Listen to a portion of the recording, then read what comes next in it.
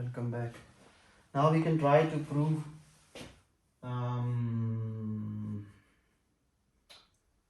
a recurrence relation for any sequence using strong mathematical induction. So if we are given a recurrence relation, already we have done one example previous. So if we are given a recurrence relationship, then can we prove the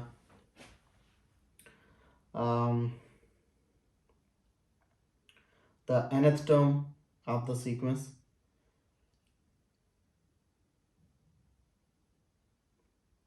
Or we already done that when kth term of the sequence was given, and we proved nth term. Now if nth term of the sequence is given to you, and or any sequence is given to you, and the recurrence relation is also given to you, the kth term, then using the information from the nth term, can we prove it or not?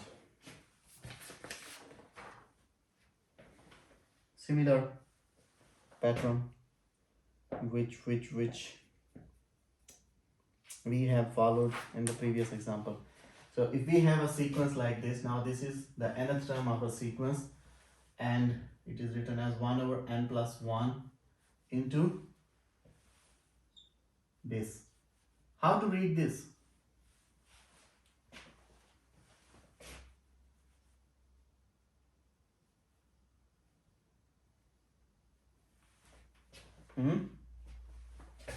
How to read this thing? Sir, 2n factorial over... Oh, there's the formula. How to read it?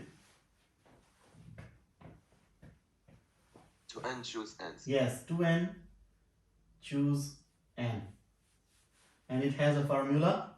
This term whole factorial divided by this term whole factorial into this minus this whole factorial. So we are given a sequence in this form, and also we are given that the recurrence, this is the nth term of the sequence. You know, there is a difference between the nth term and the recurrence relation. The recurrence relationship for this sequence is says that if ck is 4k minus 2 divided by k plus 1 into ck minus 1.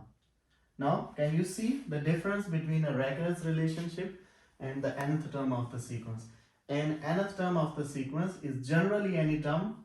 Whenever you put the value of n, it will give you the term. For example, if you want to know the 13th term of the sequence, you just need to put 13 into this sequence and it will give you C13, 13th term of the sequence.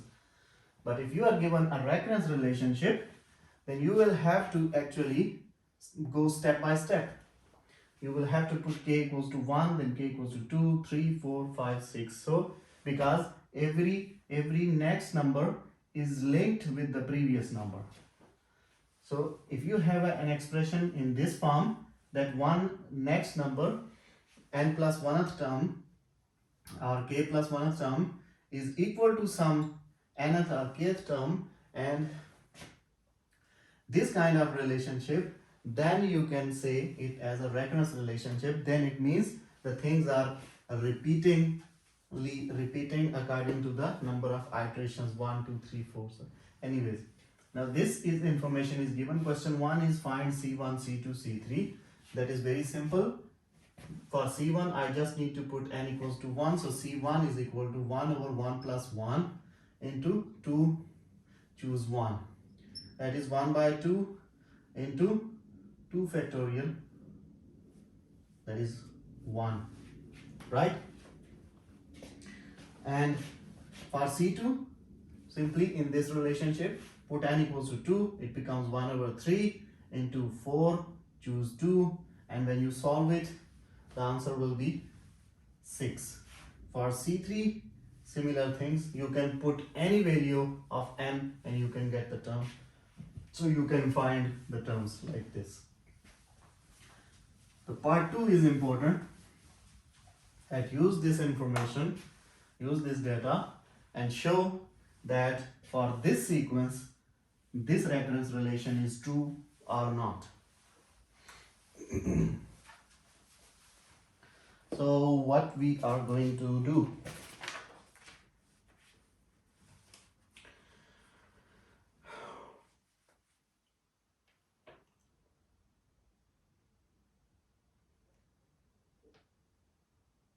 at this point, this is this relationship. If you look, then this is automatically coming from the induction, because we already we got the idea of recurrence from induction. The induction, it was the mathematical induction which has boosted us, which has made us build up our concept to go for a recurrence relationship. So we are already dealing with the kth terms and k plus 1th terms. So these are actually already the advanced steps of the mathematical induction. So actually the step is the thing is coming from the mathematical induction. So we don't need to go for the 1, 2 and all these steps. We simply have to use this information to prove the k plus 1th kth term.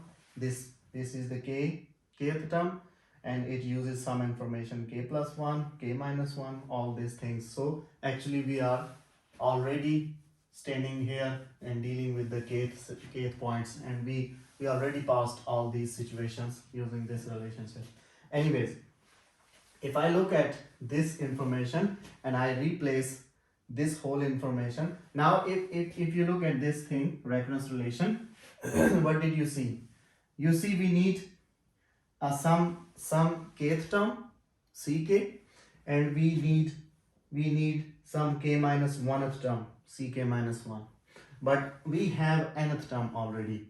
So actually we need somewhere this term and somewhere this term, these two, and we will use them to prove the we will use the information given in the nth, so to prove this recurrence relationship anywhere in the region. So all these k, I, p, j and t, they are actually some random numbers into the set of the real lines starting from 0. So whenever you say about k, I, j, you are actually talking about any random number coming from the real line. So this thing should be kept in mind, that k means a random number. K is not a fixed number. Like k doesn't have a value unless you give it a value. So in this we have to prove actually that the left hand side is equal to the right hand side, which is the if you go back to the induction, which was the final step of the induction, that prove the k plus 1th on the left is equal to k plus kth on the right, whatever was. So we are familiar with that. So what we need to do is simply that if we are successful to show that the ck, which is on the left hand side, is equal to the whole thing on the right hand side, using all this information, then we can say that yes, this recurrence relation is actually built for this sequence, and this is true. Now to prove it, what we need a ck and we need a ck minus 1, but we have cn. So using cn, I can make it as ck. If I use cn and replace n with k, then I can write ck equals to 1 over k plus 1 into 2k choose k.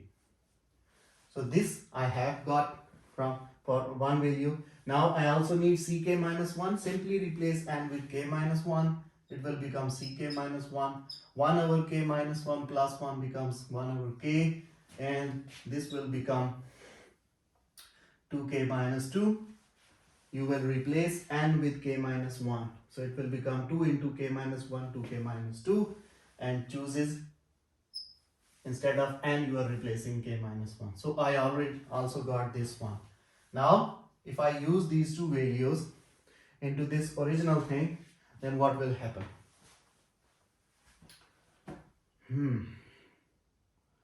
So this thing is simple. Either there are two methods. Either you start from the left hand side and go and find the right hand side.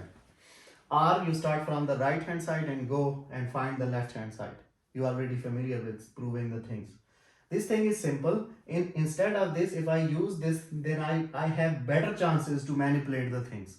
I have more information on the right hand side, so I can choose my right hand side and I will try to do some mathematics to go back and try to simplify this unless I reach up to this thing. So I have to do something with this. So I'm choosing the right hand side, that is 4k minus 2 divided by k plus 1 into ck minus 1. Now ck minus 1 I already have it here, so it is 1 over k into 2k minus 2 choose k minus 1. So this is the right hand side. Now I will do mathematics with it to try to make it ck, and that will be my left hand side. That's it. You can see, first thing is, what you can do in this thing is simply it is equal to 4k minus 2 divided by k plus 1 into 1 over k into, apply the formula of choose, that will be 2k minus 2 whole factorial divided by, this is n and this is r, n factorial divided by r factorial, that is k minus 1 factorial, into n minus r factorial. When you will do, means 2k minus 2 minus k minus 1. Okay, let me write here. 2k minus 2 minus k minus 1 and the whole factorial. So the factorial is on this whole thing, and factorial is on this, and factorial is on this. So we will use some knowledge of factorials, try to convert it into this form. And I know this thing is equal to ck, and I know ck is my actually left hand side, whose right hand side was this. So what should we do? From here I can take 2 common, so it becomes 2k minus 1 divided by k plus 1, and if I combine these two terms together, it becomes 1 over k into k minus 1 whole factorial. This k and k minus 1 both are in the denominator, so I can combine them together, this k into this factorial, and now 2k minus 1 factorial, let it be the same, whole divided by, now subtract this, 2k minus k, it will become k, minus 2 plus 1, it will become minus 1, so it is k minus 1 factorial. Right? Look at this. What is this? We said that a 3 factorial can be written as 3.2 factorial. It can be written as 3.2.1 factorial.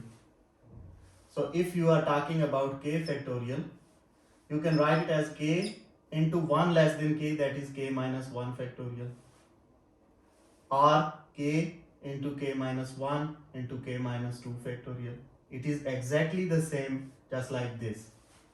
So if you look at this whole thing, k into k minus 1 factorial, so I can replace it with k factorial.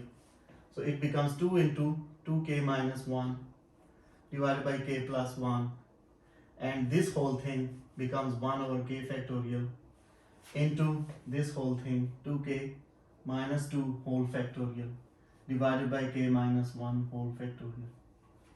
Now, I actually want to get a situation, to convert it into a situation like this, which is my ck. So I will try to get this kind of situation. So I need 1 over k plus 1. I have it, so I can write it as 1 over k plus 1. Okay, one thing is done. Now I need to manipulate other things so that I can write them like this. It is 2 into 2k minus 1 whole divided by k factorial, k minus 1 factorial, into 2k minus 2 factorial. Can I write 1 equals to 1 over 2 dot 1 over k dot 2k? Can I write this?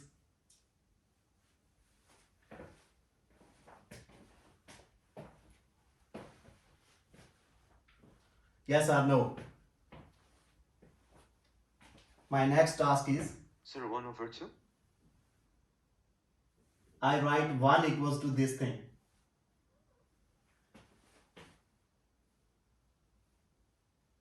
Two k, 1 is equal to 1. But this will help me to make this thing into this thing, convert this thing, because I will use again the definition of factorial to make it like 2k. I actually want, it is 2k minus 2 factorial, and I want to make it like 2k factorial. So to make it like 2k factorial, I need 2k into 2k minus the next term 1 into 2k minus 2 factorial. I have this thing. If before this thing I can have these two things, then I can simply write it as 2k factorial. So I am trying to get add some things here so that I can make it 2k factorial, which I need in the term ck. So if I write 1 equals to this, that doesn't matter, multiply and divide by 2k. So I can write it as, after that or before that, you can write it as 1 over 2 dot 1 over k dot 2k into the actual term 2k minus 2 whole factorial. I told you that where is that cluster?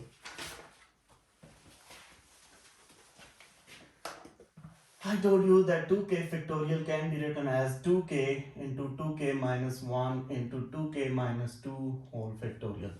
So I have this thing. Before this I need this one and this one. Now look, I have this now and I also have this now. I need these two. So I can combine them together. Before this it will become 1 over k plus 1. Let the 2 here, okay, this 2 cancels with this 2, so it is gone. This 2k, I move it in front of 2k minus 1, I move it there, so it becomes 2k into this 2k minus 1. Now these two and the actual 2k minus 2 whole factorial. In the divisor, I have k factorial into k minus 1 factorial. Now, what is this? This is equal to 1 over k plus 1. Now this whole thing, what is this? This is 2k factorial. 2k factorial. So it becomes 2k factorial divided by k factorial into k minus 1 factorial. Does it make this thing? If you go here, we missed this thing. We didn't took it here, right? These 2 was cancelled. 2k minus 1, 2k minus 2, these combined together and they gave me this. Downstairs, this thing, and we missed this from here, keeping it here. So we should keep it here, 1 over k as well. Now, keep this k with k minus 1. So it is like now this thing will become 1 over k plus 1 into, let me write this one first, it is 1 over k factorial into, now let me write 1 over k into, let me write this upper portion which is 2k factorial, I already told you, and downstairs this portion which is k minus 1 whole factorial. Now if I combine these two, both are in the denominator, I know k factorial is equal to k into k minus 1 factorial. So this thing together makes k factorial. So it becomes 1 over k plus 1 into 1 over k factorial into 1 over k factorial into 2k factorial. Now together it becomes 1 over k plus 1 2k factorial over k factorial into k factorial. Now can this thing be equal to this? Can you check?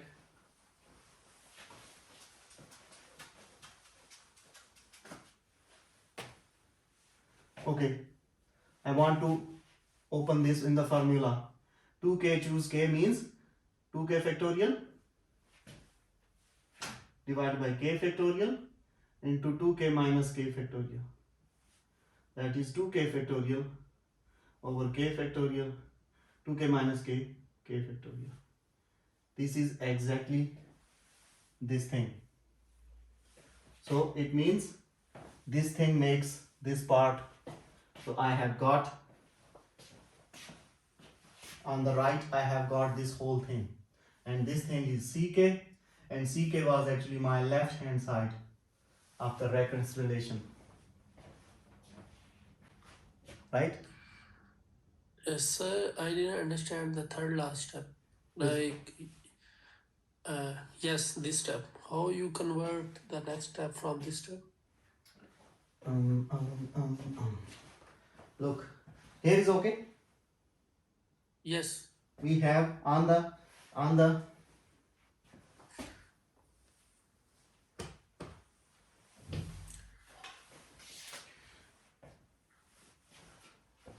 above we have 2k into 2k minus 1 into 2k minus 2, and 2k minus 2 have a factorial, and I told you that this thing can be written as 2k factorial as a whole.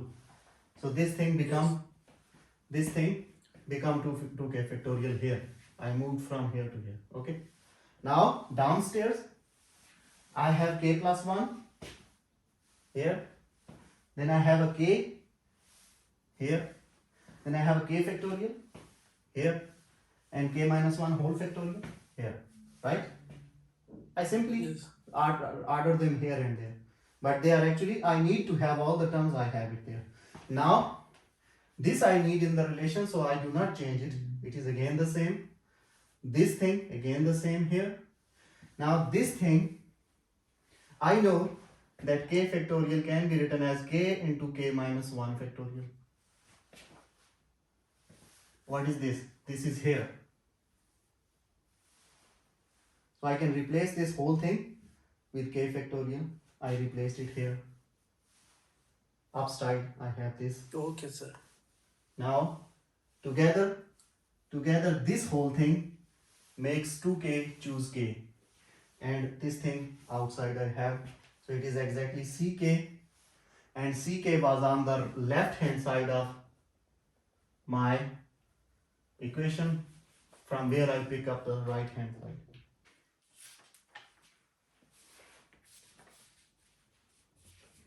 Then we have some rules, basic rules. If we have two recursive relations, then how to sum and how to write them in the form of sum. So the definition written on the page, if we have a sequence a1, a2, a3 and so on, and then I know that summation I from 1 to 1 ai is equal to, what does this mean?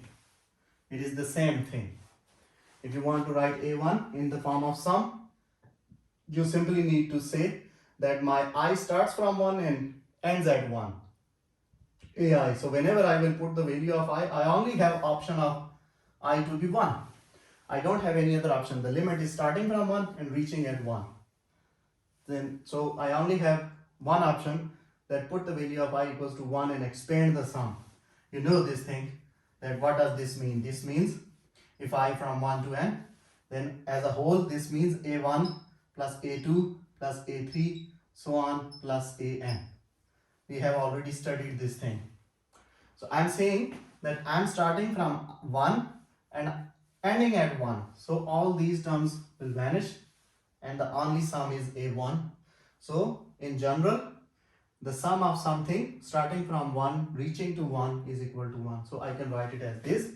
And when I want to write summation I from 1 to n ai, then we prefer in the recursive relation, we prefer to write summation I from 1 to n minus 1 ai plus a1. Oh, sorry.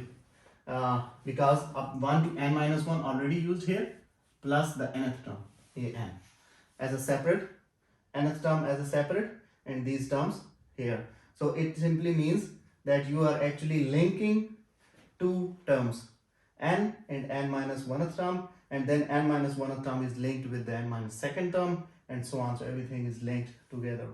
So as a whole, you can separate this sum. This is a sum we already know, and you can always separate this sum like this. This is the nth term's one term, and these are the n minus 1 terms. If you open up it, it will become, you can further write it as like I equals to 1 to n minus 2, 2 less than n, ai. Now 2 less than n terms are here as a bunch, plus the next term will be n minus 1th term. After n minus 2, the next term will be n minus 1th term, and the next term will be nth term. So you can always separate a sum like this. You keep moving like this, I from 1 to n minus 3, then you will get ai plus a n minus 2 plus a n minus 1 plus a n. And if you keep going up to I from 1 to 1, it will become a1 at the first part plus a2 plus so on a n minus 2, a n minus 1, a n. Understand? So you can always separate a sum in, and you can pick up any number of terms outside.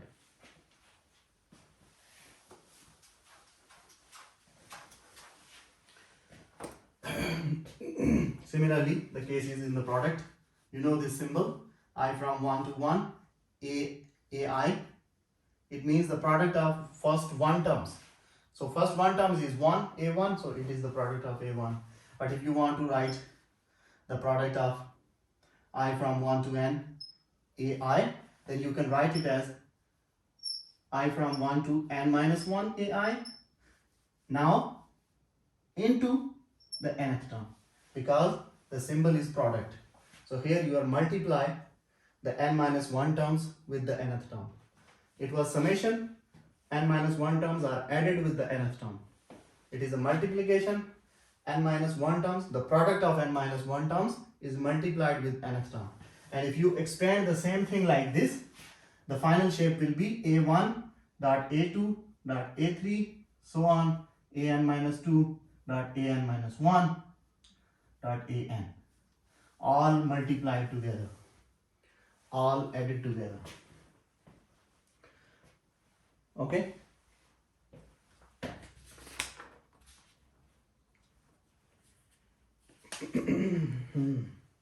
Okay, not okay. Talk to me.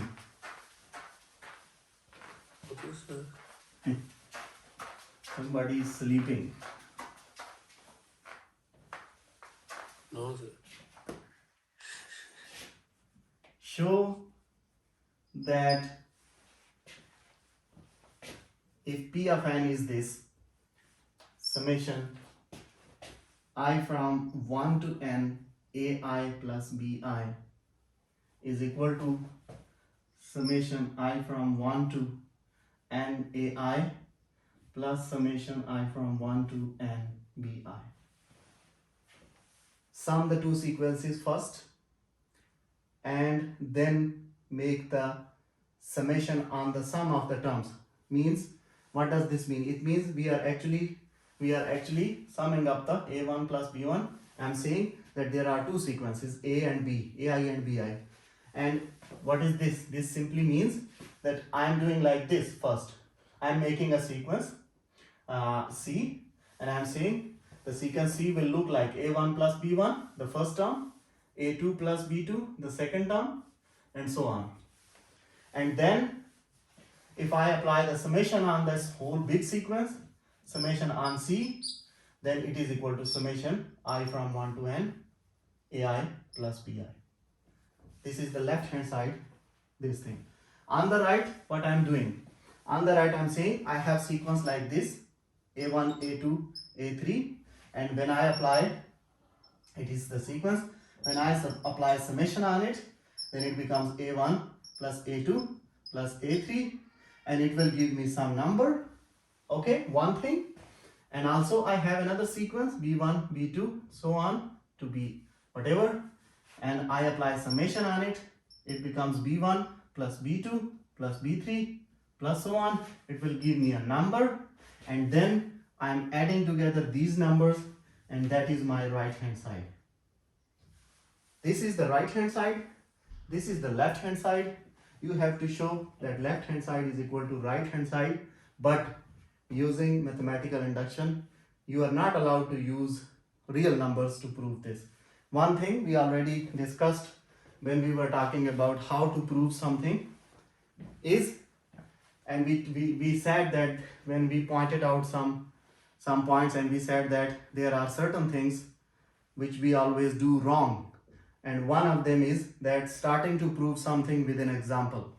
That if you start proving, saying that okay, let's suppose I have a sequence like this is one sequence for A, and I say B is equal to 2, 4, 6, and let me try to plug in these values and prove this thing.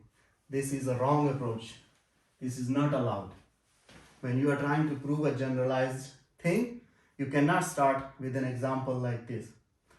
You can prove it using other methods, and here we already know the induction, and then you can justify your proof by giving some example. So first prove it as a generalized form, and then you can give example to justify that okay, whatever you have proved, you can give an example and show that it is right. But starting with an example and trying to prove a generalized formula is a very wrong approach, not allowed, always wrong.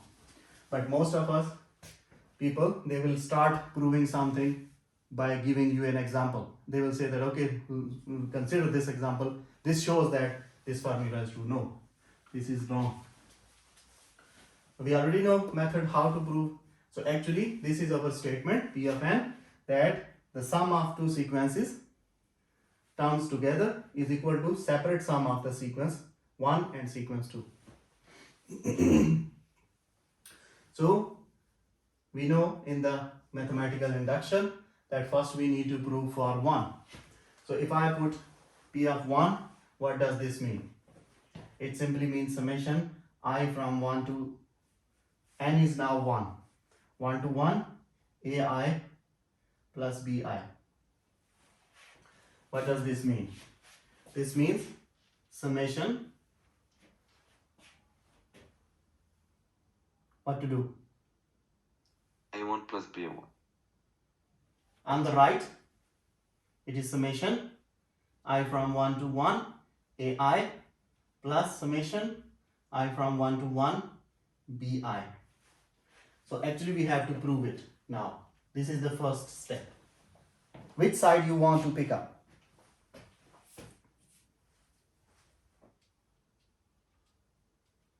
Right hand side. Okay, you can pick up any side. Let me pick up the left hand side. The left hand side is summation I from 1 to 1 AI plus BI. Now forget about the AI plus BI, simply consider this as one sequence and apply the summation rule. You said that whenever we have something depending on I from 1 to 1 and inside there is something which has a subscript I, then it is equal to that something 1. So from that definition, I can simply write it as A1 plus B1 from the definition of sum, right? This is left hand side, let me say it is equation 1. But in general, I said that the same definition of sum for A1, I said A1 is equal to summation I from 1 to 1 AI. And for B1 separately, the rule of summation told me that B1 can be written as summation I from 1 to 1 BI. So I can replace this A1 and this B1 with these summation notations. So it will become, this thing will become summation I from 1 to 1 AI plus summation I from 1 to 1 BI.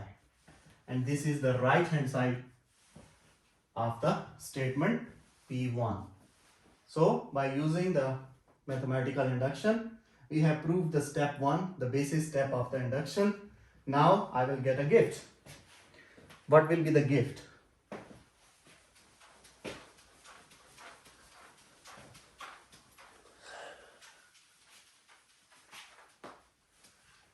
What will be the gift? Can you tell me?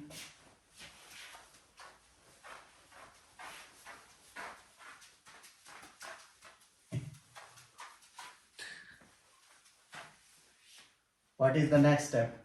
If you go back to the mathematical induction, we will assume that P of k is true.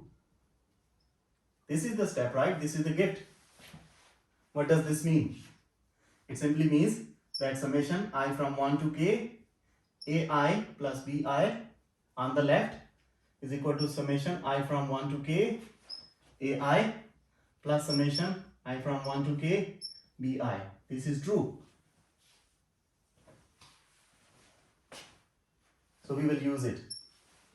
What we need to do, we have to show that P of k plus 1 is true or not, is to show. What does that mean? P of k plus 1, what does that mean? It means summation I from 1 to k plus 1 AI plus BI equals to summation I from 1 to k plus 1 AI plus summation I from 1 to k plus 1 BI. I have to show this. Very similar approach. You can pick up left hand side and find the right hand side. So can you pick up or can you do it for me? Or no? Yes or no?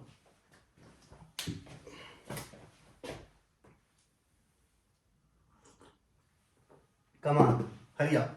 Yes or no?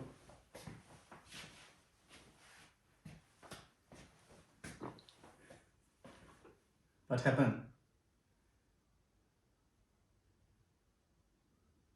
And Tell me sometimes yes or no. sometimes If you will say no, I will try to prove it. If you will say yes, I will wait for your answer. sir, solve it. Huh?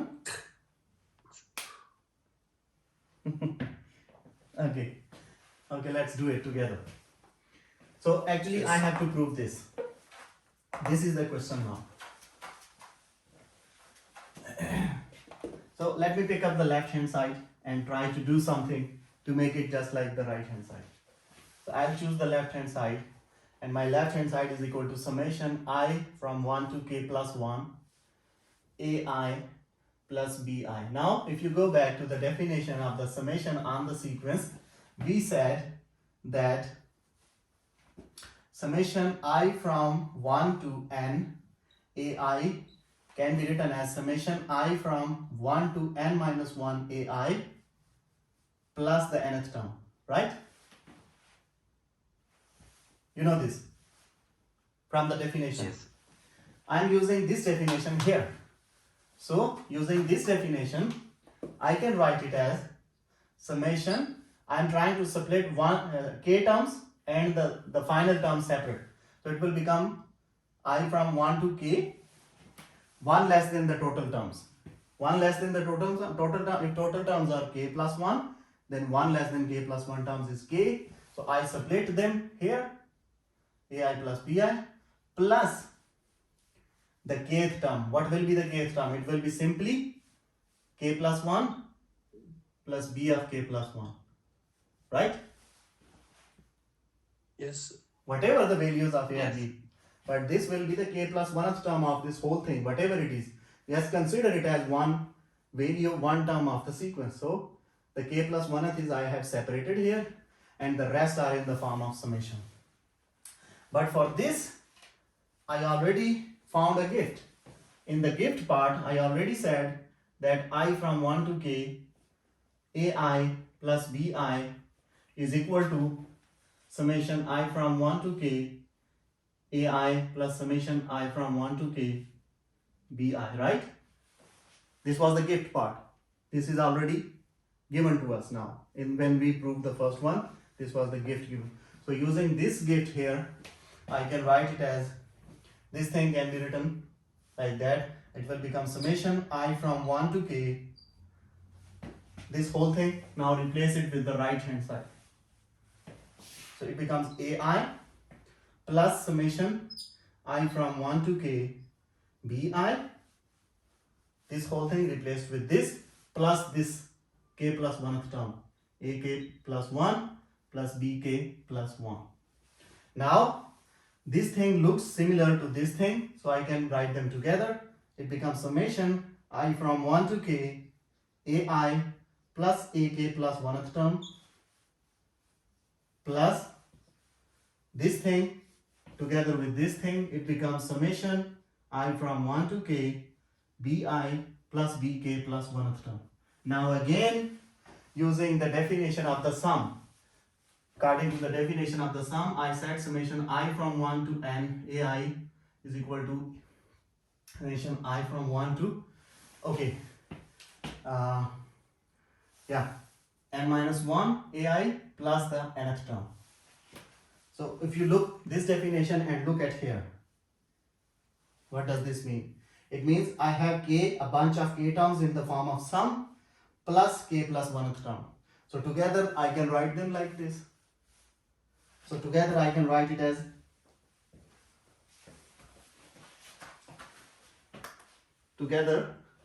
I can include this k plus 1th term into the bunch of k.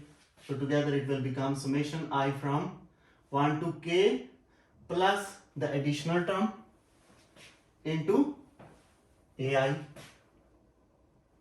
So now I have a bunch of k plus 1 terms of a plus the same logic to the second part. It becomes summation I from 1 to k plus 1 into the bi.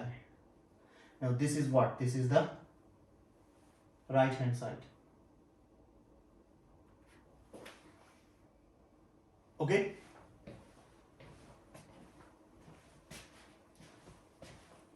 Okay or not okay? Yes. Are you, Yeah, okay, sir. are you sleeping? No, sir.